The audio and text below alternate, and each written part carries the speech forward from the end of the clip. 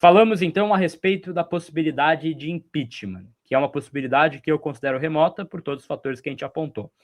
Aí tem uma possibilidade que é um pouquinho mais séria, né, que pode acontecer, que é de renúncia, né? O Júlio Casares hoje, ele está extremamente pressionado, e aí eu trouxe, cara, uma apuração hoje mais cedo que, nesse momento, hoje, né, pegando o dia 23/12, ele não pensa em deixar o cargo da presidência de São Paulo. Ele não pensa, então, em ter uma renúncia, porque ele entende que não é uma situação ainda irreversível. Mas, Fê, a gente sabe muito bem que a parte política está em pólvora, que tem muita pressão e que coisas estão surgindo. Tem investigação, cara, Ministério Público, da Polícia Civil, tem muita coisa que está aparecendo aí na aba do Casares aí nos últimos dias, né? Então, hoje ele não pensa na renúncia. Mas, obviamente, o Júlio é um cara que tem um ego elevado, a gente conhece muito bem o perfil dele do âmbito pessoal, tá perdendo seguidores, isso para ele deve doer, isso é verdade.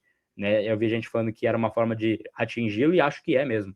Ele já perdeu quase 100 mil seguidores, né? Para um cara que nutre tanto carinho pelo Instagram, pelas redes pessoais. Isso é um golpe, mas não é isso que vai fazer ele renunciar, por óbvio, né? É mais uma vertente da pressão.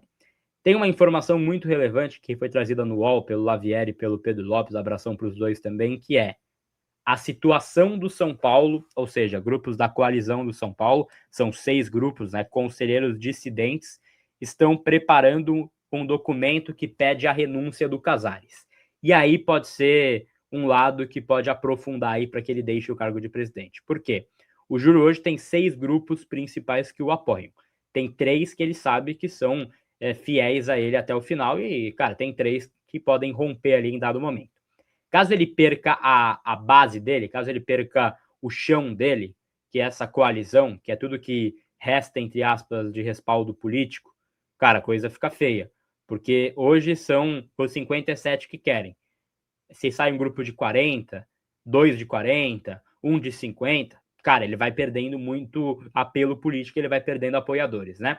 Então, é um cenário que está se desenhando, tem muito conselheiro que está já assim, preparando esse documento de renúncia. Um dos caras que está mais forte nesse processo é o Vinícius Pinotti, eu vou falar dele em instantes aqui também. Agora, o Júlio não considera a renúncia hoje, mas talvez ele perdendo estabilidade política, ele possa entender que não vai conseguir assim, cara, não vai conseguir governar, né? Que é o ponto principal, porque o Leco, quando teve aquele rompimento político, até o próprio Aidar, já era o último ano de mandato. O Júlio ainda tem um ano, né? Ele tem mais uma temporada para ele encarar o torcedor. E aí tem uma enquete para a galera votar que é na posição do Casares, pensando como político, qual seria o seu movimento?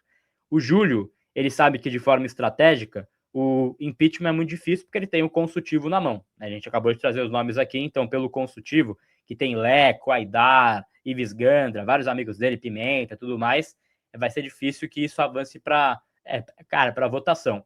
Eu acho que o Júlio não encararia uma votação de impeachment. Isso eu acho que ele pediria para sair caso isso por algum milagre passe pelo consultivo, ele não encara a votação de jeito nenhum. Conhecendo um pouco do perfil pessoal dele, acho que ele não encara de jeito nenhum. Agora, perdendo o chão, perdendo a base política, aí eu já não acho que seja tão impossível ele pedir renúncia, Fê. Eu também acho que não, Gabi. Também acho que não. Eu sinceramente acho que como político talvez seja o ideal ele renunciar. Eu acho que com o passar do tempo ele vai ver que é uma batalha perdida, que ele não vai conseguir reverter a situação, que mesmo se ele contratar o Messi, a torcida do São Paulo, talvez, por incrível que pareça, vá continuar criticando ele, vá continuar em cima dele. Hoje, cara, você vê os posts do São Paulo, faça esse exercício, entre em todos os posts do São Paulo, entre nos comentários. Independente do que for a publicação, se for uma publicação boa, ruim, todas estão detonando ele. Eu acho que como político, ele precisa talvez entender que a batalha foi perdida. Mas a gente está falando do Júlio Casares, né? Que até ele aceitar que a batalha foi perdida, vai um tempo. E eu acho que ele vai tentar ainda, não sei, de alguma forma sair por cima. Não sei como. Não sei se é dando all-in, não sei se é contratando o que não pode gastar e se ganhar um título no final da temporada, eventualmente a torcida esquece. Não sei o que ele vai fazer, Gabi.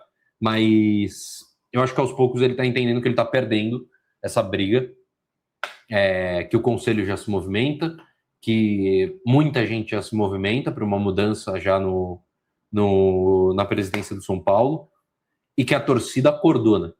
Porque a torcida do São Paulo não vai ficar quieta, independente do que aconteça.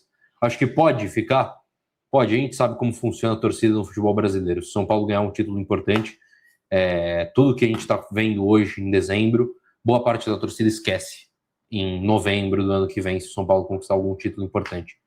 Mas, enfim, eu sinceramente não sei qual vai ser o movimento dele. Mas eu acho porque tem uma naturalidade de você pensar que pelo perfil do Júlio ele vai até o final. Ele não vai largar a convicção política.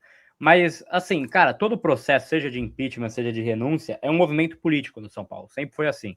Então, o impeachment ele vai ocorrer caso ele avance no consultivo, que eu acho impossível, né? Mas caso ele avance, ele ocorreria por um movimento de alguém interessado em estar no cargo. E se o Júlio pedir renúncia, é já visando alguma estabilidade para alguma pessoa, para que ele possa impulsionar alguém, ou para ele próprio, né? Então, cara, vira algo que a gente tem que pensar também, né? Tentar usar a cabeça do Casares. Eu fiquei tentando imaginar hoje o que ele está pensando, né, com essa coisa. Porque, obviamente, isso expõe ele. Ele é um cara que ele tem uma admiração pela própria imagem, tem uma alta admiração grande, e ele certamente está muito baqueado com a situação toda. Isso é um relato, né, de muitas pessoas próximas. Mas a renúncia dele, acho que só ocorreria caso ele entendesse que politicamente é a estratégia mais inteligente, porque todo mundo, no fim, visa o poder. O assim, caso do Belmonte, por exemplo, né, que a gente estava comentando, falando, porra, ele vai aceitar calado, ser desrespeitado pelo Júlio, colocarem um cara no lugar dele, coisas assim. Sim, porque ele tem pretensão política, ele não poderia romper naquele momento, entendeu? Então, eu sei que a gente pensa pelo lado, o que a gente faria, né, e pensando pelo lado da moralidade própria, mas esses caras, eles pensam na política, entendeu? Então, acho que o Júlio tem um pouco desse movimento. Caso ele perca a própria coalizão, aí a situação muda bastante, porque assim, ele perde o chão dele, ele perde a estabilidade política mais importante dele. Por exemplo, né, os grupos que hoje compõem esse chão do Casares. Vanguarda Tricolor, que é o do Pup e do Macis, que é o vice-presidente, que tem 18 membros. Aí você tem o Força Tricolor, que é o grupo do Outem, né, que tem 25 membros. Aí você tem o Participação, que é o do Temes, né, que é o enfim, do Casares, obviamente, que é grande, tem 53 membros do Participação. Aí você tem o Sempre do Chapecó, MSP do Dedé, né, que é um grupo grande também, 40 conselheiros. Tem o Legião do Belmonte e tem o Super, que é o do Pimenta, né? Esses são os grupos aí que dão base política para o Casares. O Super, por exemplo, que tem só 3 conselheiros, que é o do Pimenta, cara, acho muito difícil que eles vão romper com o Júlio. Né? Não acho que faça sentido eles romperem com o Júlio. Mas é um grupo pequeno. Aí você tem o MSP, que é o do Douglas e do Dedé, que é um grupo também que eu acho que jamais romperia.